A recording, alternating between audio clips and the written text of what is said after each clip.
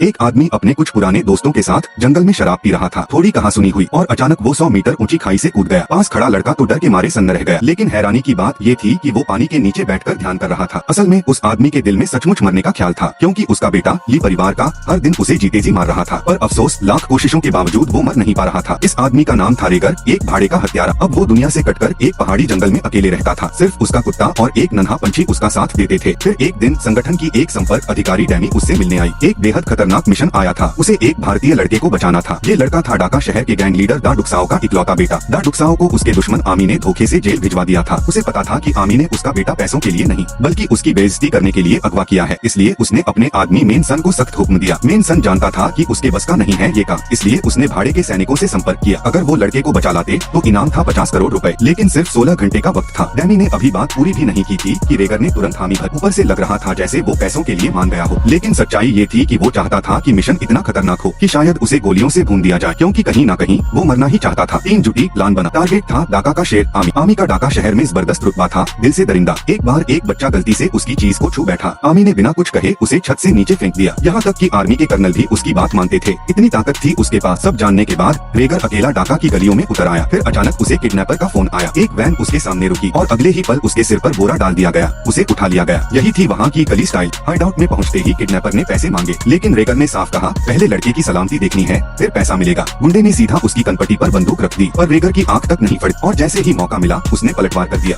नरम लोग डरते हैं सख्त लोगों से, और सख्त लोग डरते हैं उनसे जो जान की परवाह नहीं करते। गुंडों को मजबूरी में लड़का दिखाना पड़ा और 2 बंदे पैसे लेने भेजे गए। पर जैसे ही वो सीढ़ियों के मोड़ पर पहुंचे, एक को बाहर छिपे स्नाइपर ने उड़ा दिया। रेगर ने फौरन दूसरे को भी निपटाया, अपने हाथों की रस्सी तोड़ी और जैसे ही दरवाजे पर दस्तक, पहला खून से लथपथ तूफान आ गया।